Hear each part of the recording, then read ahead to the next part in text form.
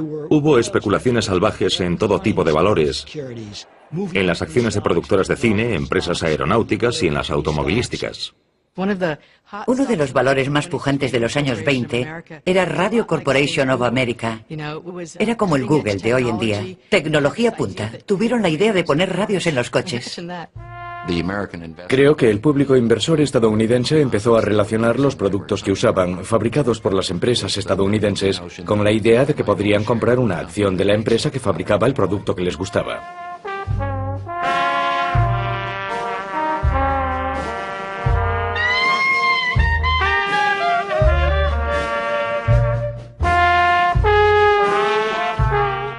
A mediados de los años 20, unos 3 millones de estadounidenses invertían en bolsa y Wall Street captaba la atención del público. Con historias de fortunas conseguidas de la noche a la mañana, la idea de un gran mercado alcista, donde parecía que las acciones solo subían, se había asentado. Todas las revistas populares, periódicos y emisoras de radio estaban fascinados por lo que ocurría en la bolsa. La gente seguía las actividades de famosos como Charlie Chaplin o Groucho Marx y se sentía fascinada por las acciones en las que especulaban.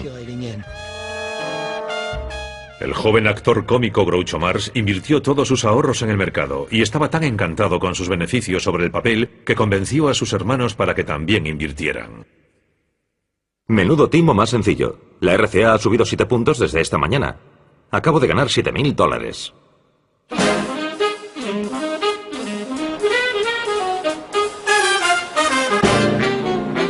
Pero no solo los famosos se habían convertido en especuladores. Los grandes especuladores de Wall Street se estaban convirtiendo en famosos. Se les consideraba personas creativas, emprendedoras y que traían riqueza a los Estados Unidos. Joseph Kennedy, padre del futuro presidente Kennedy, formaba parte de esta nueva clase de astutas superestrellas de la economía. La gente estaba fascinada porque algunos de estos hombres, como Joseph Kennedy, eran personas normales. Habían salido de la nada y su rápido ascenso en los mercados era un ejemplo para la gente corriente de que algún día ellos también podrían ser así. Corrían rumores de que cualquier persona, desde un botones a un barbero, podía ganar dinero fácil en la bolsa. Un limpiabotas de Wall Street, Pat Bologna, fue uno de los que se dejó convencer por esas historias de fortunas ganadas de la noche a la mañana. Todo el mundo iba a hacer fortuna. Si vivías en Nueva York, la bolsa era lo máximo. Mi padre tenía unos 17 o 18 años. Cada día les limpiaba los zapatos a literalmente los grandes hombres de los Estados Unidos. A gente como Joseph Kennedy, ejecutivos como Mitchell. Conversaba con ellos y llegó a convertirse en un experto en cosas como la Reserva Federal y otros temas en los que no esperarías que un limpiabotas fuese un experto. Pero hablaba con las grandes mentes de Wall Street todos los días. Así que mi padre empezó a invertir en bolsa. A decir verdad, yo aprendí a leer leyendo las páginas de las cotizaciones, porque a eso se dedicaba mi padre. Quiero decir que crecí con la bolsa. Nos encontrábamos con la bolsa para desayunar y con la bolsa para cenar, y cuando volvíamos a casa, la bolsa era el mundo. Yo empecé en 1928, porque como muchos jóvenes quería ir al lugar donde todo el mundo estaba ganando dinero. Mi primer trabajo fue como mensajero en el parqué de la bolsa. Solo tardé una semana o dos en darme cuenta de que la mayoría de las veces la gente es avariciosa.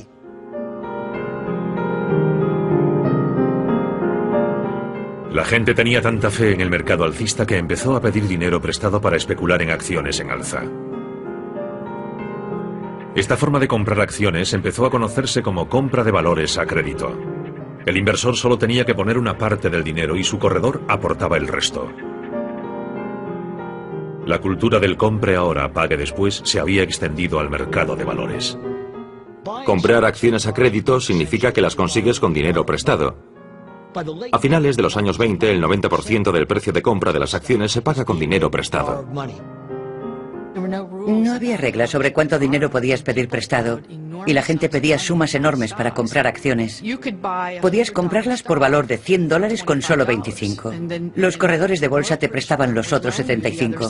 Y si la bolsa subía, y a finales de los años 20 parecía que todo subía, esos $25 podían convertirse en una inversión que producía 200 o 300. Así que el préstamo de dinero para comprar en bolsa se convirtió en una parte muy importante de la economía estadounidense. De hecho, a finales de los años 20, casi 40 centavos de cada dólar que se prestaba eran para acciones.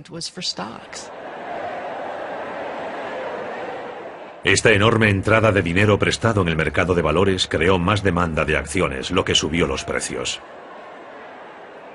En 1928 el mercado subió casi un 50% en solo 12 meses.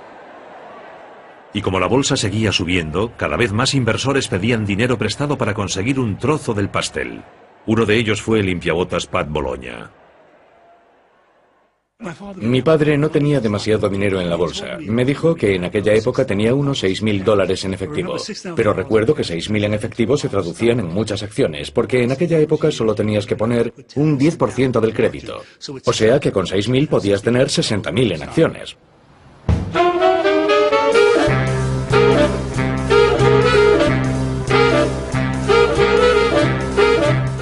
Wall Street estaba ansioso por conseguir nuevos clientes. Había un grupo de posibles inversores a los que Wall Street siempre había ignorado, pero ahora quería su dinero. Hasta la década de los 20, las mujeres habían tenido un papel muy limitado en la bolsa. En parte era simplemente por prejuicios por razón de sexo. Se las consideraba incapaces de mostrar la sangre fría necesaria para especular en el mercado. Pero en la década de los 20, la popularización de la bolsa llegó a un buen número de mujeres. Los años 20 fueron una época estupenda para las mujeres. Dieron un paso adelante. Empezaron a asumir el control de su propio dinero. Se matricularon en la universidad en un número récord en los años 20 y empezaron a interesarse también por la bolsa. Era la forma de conseguir su propia riqueza. Una de esas inversoras fue una fotógrafa pionera de Nueva York llamada Alice Austin. Vivía en State Island, al otro lado del río, frente a Wall Street. Había llegado a esta casa con tan solo 2 meses de edad. Era inteligente. Era aventurera.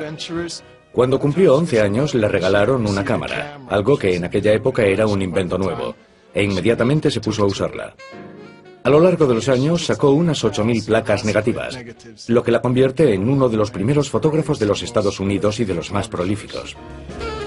Gracias a la herencia de su abuelo, Alice había llevado un estilo de vida cómodo, pero en la década de los 20 su fortuna había menguado y se vio tentada por la promesa de dinero fácil de Wall Street. Alice Austin descubre que anda escasa de fondos y se pregunta qué puede hacer. Sus amigos le aconsejan ser conservadora, reducir gastos, tal vez no ir a Europa, no comprarse un coche. Pero Alice conoce a un corredor de bolsa que le aconseja que nada de eso, que compre acciones, que se haga rica rápido. Le dice que puede prestarle dinero para que compre más acciones todavía a crédito. Y a Alice Austin le pareció una buena idea.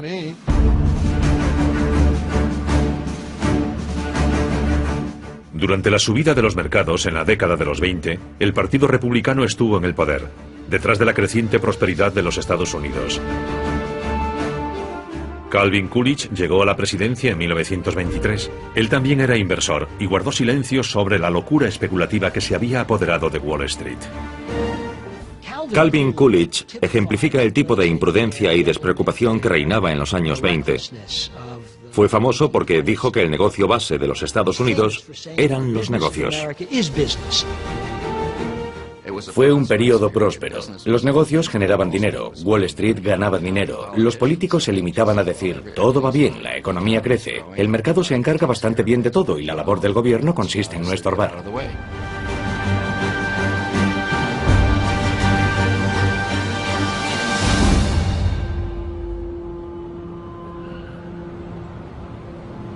Durante la presidencia de Coolidge, el poder de Wall Street siguió creciendo sin control. Su administración tenía contactos estrechos con un grupo de élite de banqueros y financieros, el círculo íntimo de Wall Street. Su riqueza y contactos les otorgaban una inmensa influencia sobre la política económica del gobierno.